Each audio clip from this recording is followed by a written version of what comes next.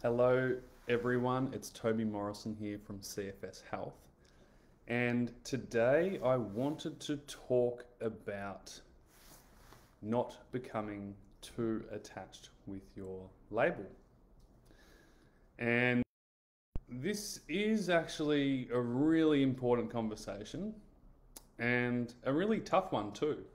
Uh, because going through something like chronic fatigue syndrome, fibromyalgia, chronic pain, um, anything that's extremely hard and difficult,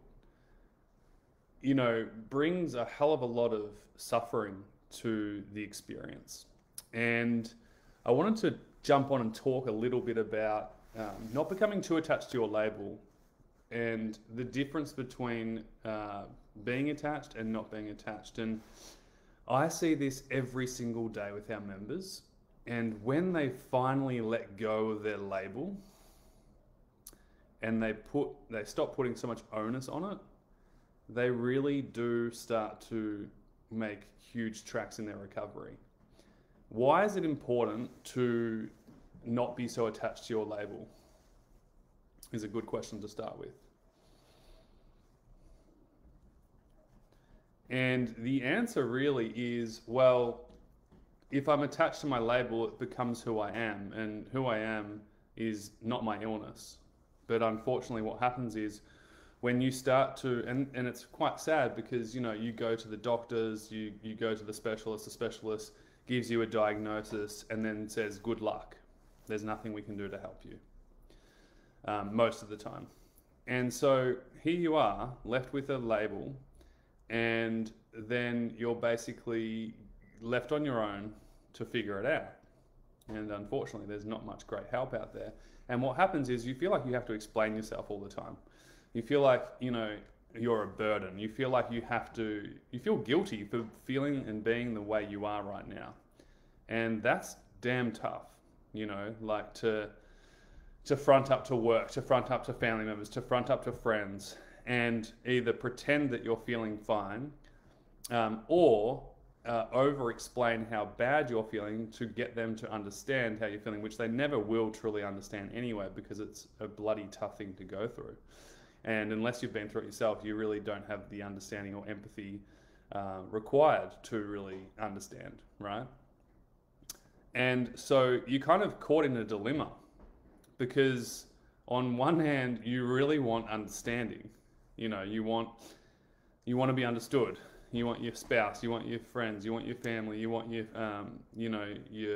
your kids to understand what's going on and how difficult it is. But then on the other hand, that's also keeping you stuck, because it'll keep you in a cycle of really just focusing on everything that's not giving you momentum or not moving you forwards.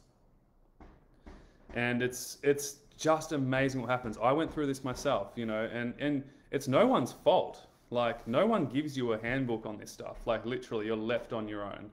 It's a little bit better in 2020, 2021. There's better resources out there online, but even still, it's still tough, especially because there's just little to no awareness. That's why in our program we have we help people in over 51 countries, because most countries, even the big ones, just don't have the awareness, the practical support, and the step-by-step help that people need on a day-to-day basis. But one of the biggest things that's not talked about is not becoming attached to your label. Because when you do, you hold on to it so tightly that you're missing everything that's coming your way that could be helpful for you. And instead, you're gripping onto everything that can't be changed, which is just a word that you've been given, yeah? But when we let go of that, let go of trying to over-explain ourselves, let go of the guilt, let go of what was, and focus on what can be and how we can help ourselves move forward, we start to loosen the grip, which actually, holding on is exhausting. And I'm sure you guys have experienced that too, where you're you're so consumed by the illness and the label that you are exhausted. There's no room or energy or anything left for you to focus on health and healing, right? Which is the opposite of disease, right? So, can you see that if we can loosen the grip and free up a little bit of energy to put our focus and attention on something that could be helpful and healing, we would have at least some chance of improvement and a better quality of life. And I see this all the time. So many people, like I had a lady who was ill for over 20 years from USA, severely ill, in her 60s, been told there's nothing you can do. And she was so consumed by everything that she couldn't do. She was so consumed by all the labels that she was given, because she was given a hell of a lot more than I'd seen ever before. And ultimately I had a conversation with her years ago, and I said to her, listen, you have a choice. Now, I don't know how much I can personally help you, but you have a choice.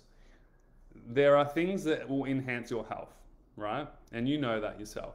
There are things that will enhance your health, whether it's nutrition, whether it's improving the quality of your sleep, whether it's restoring energy through your body, reconditioning your body, improving your immune system, improving your mindset, to let go of all that unnecessary suffering and guilt that you experience.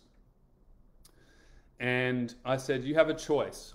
You can either stay where you're at in the point of complain, blame, heavy burden, and basically just suffering, right?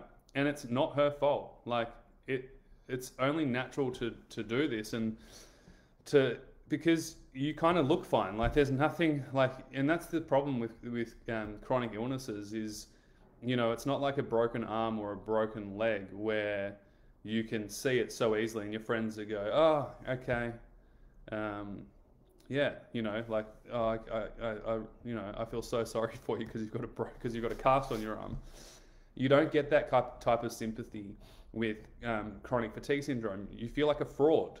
I know I felt like a fraud going to school every day, feeling so terribly ill, but not being able to play sport, not being able to do everything that everyone else is doing. You felt like you had to make up reasons why you felt so bad and really over-explain your situation. But if I look back in hindsight, I was really just mentally rehearsing how sick I was, and it wasn't really that helpful. And it wasn't until I let go of that mental rehearsal and stopped focusing all my attention on what wasn't working and focused my attention on what I could do is when I really started to shift and get better. And we see this time and time again. Now, that same lady I had the conversation with from Oregon in USA, within 2 months of working with us, going from 20 years ill and very severely sick, within 2 months, she was a different lady. Now, was she fully recovered? No, of course not in 2 months. Was she improving? Hell yes. Why was she improving? Well, she went from so consumed by all the labels, everything that wasn't working for her, to then really finding out what she could do with where she was at.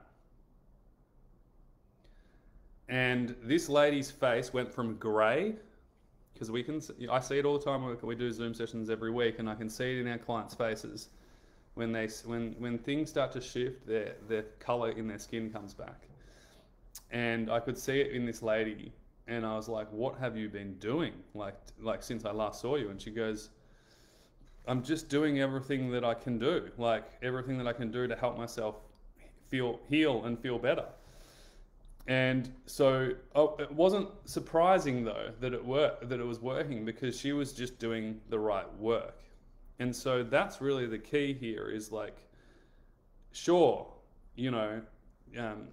get the help you need and go see the specialist and go see the doctor and get a diagnosis if you need to do that as well. But there's only so much holding on you can do there if you also want to start to focus on improving, right? When you see those people down the street and they're just constantly complain about the same problem. And this is a bit of a light metaphor, but they constantly complain about the same problem. and they're still talking about the same problem 5 years later. And they're just never going to change because they just don't get it. They don't see it. But when they finally do see it and they get it and they're like, oh my God, I'm like done with this and I don't want to be this way anymore. They stop complaining and they stop focusing on everything that doesn't work and that they can't control. And then they focus their attention on what they can control on a physical level, on a cognitive level, on an emotional level. They even realize on an environmental level what they're surrounding themselves with has an impact on them. And so this lady from USA, 60s, in her 60s, ill for 20 years, within 6 months she was walking back down the beach again. Hadn't been able to do that for over 10 years. Feet in the sand, waves coming over her feet and just feeling so much better. And it wasn't rocket science. It was just that she started to focus on what she could do. And the attention and the energy shifted from becoming her label, you know, because that's who she thought she was. She thought she was just this is who I am now. And she gave up all hope. She gave up all aspirations. She basically resigned to the fact that, well, this is who she is now. And it became her identity. And what happened was she shifted out of that. And it didn't happen overnight, but it certainly happened. And when she shifted out of that identity into the identity of, well, this is what I'm experiencing, it's not actually who I am, did she start to improve? Because all of a sudden there was possibility for different. There was possibility for change. And so she slowly, basically created a whole new identity over time by doing the things that she knew was going to help her get there. And, you know, this is tough though. I get it. It is extremely hard. But also very, very helpful and useful.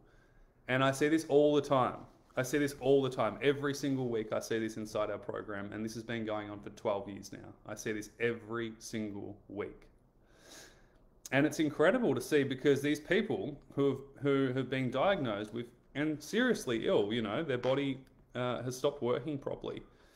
And, you know, but they come to the point of making a decision. And the decision is, I am no longer focusing on the old. I'm no longer fighting myself. And I'm ready to change. And I'm ready to do the right things for myself at the right time and start to move forwards. And it's both hard. You know, like people say all the time, it's so hard though, it's so hard. Well, yeah, so is what you're experiencing right now. You know? And this is what I say all the time. It's like, it's hard in any way you go about it, right? It's hard if you stay where you're at. It costs a shitload of money. My parents spent thousands of dollars on things that didn't work. You know, we had one lady who spent over $30,000 on a treatment, on a few treatments before she joined our program, which was like so cheap compared to what she did. And the difference was our program wasn't selling quick fix cures or anything like that. It was actually giving her the roadmap and the plan for her to change herself and for her to help herself heal and the practical steps that she needed to get there. And she got her life back. And so, and it was hard.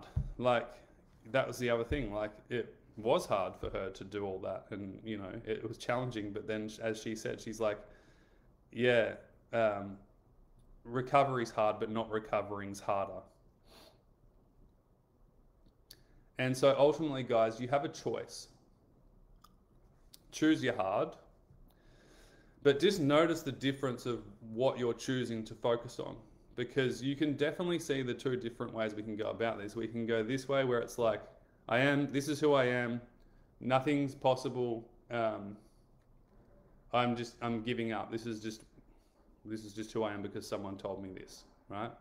Or this sucks, but what can I do about it? Who can I learn from? How can I find inspiration? How can I accept where I'm at without resigning to it? Acceptance without resignation. And what could I do today to help myself move forwards? And what can I control? Because there's so many things you can't control. But certainly fighting the old and really clinging on to that label and defending yourself all the time is exhausting. Absolutely exhausting. And, you know, it's keeping you stuck too.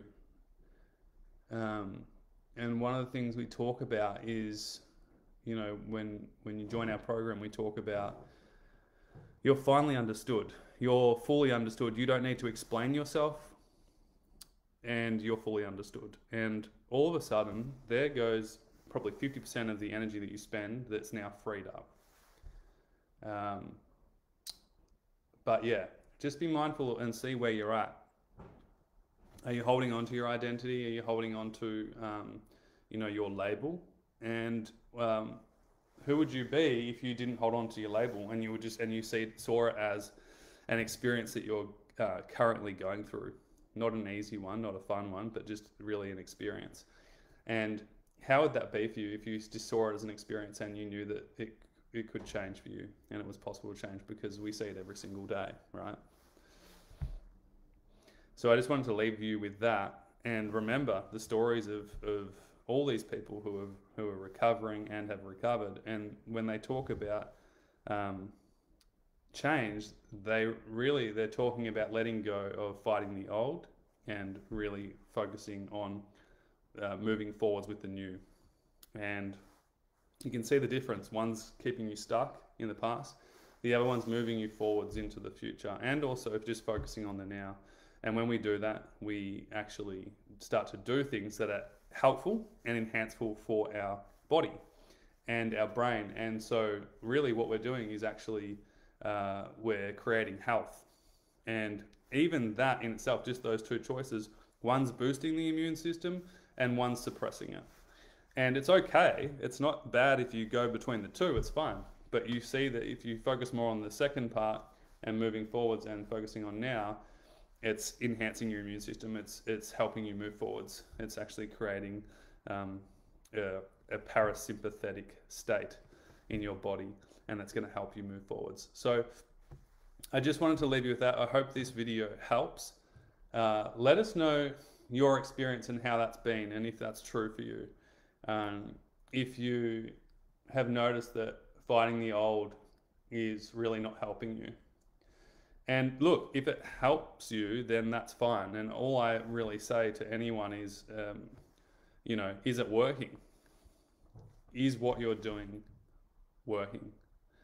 And if it's not, then it would be useful to maybe change it. And if it is, then it'd be awesome to continue doing that. And I just know for sure that the thing that I see the most, the commonality that I see the most with the people that we've worked with, is that they let go of that old identity and they start to step into the new, and they start to create a new, and they just stop fighting everything all the time, and they start to get results and they start to win, and that's really what it's about. So I hope this helps. I'm going to leave some free resources for you as well. If you go onto our website, cfshealth.com, and you'll see some free resources where there's some helpful trainings to help you get started on a practical level. And I'm just wishing you all the best, and I know how hard this and challenging this is for you. So I would recommend finding some inspiration and seeing what's possible, and then really making it possible for you, even if it's on a tiny little scale. Just because, you know, that lady who I spoke about before, ill for 20 years, saw the best doctors in the world, went to Stanford University, the whole lot. And when she started to focus on what she could do on a very small scale, it added up over time, and little by little became a lot. And the same lady I'm talking about a year later was fully recovered, traveling USA again, seeing her friends for the first time in over 10 years and having a great time. So I hope this helps, and we'll speak to you soon. Take care for now.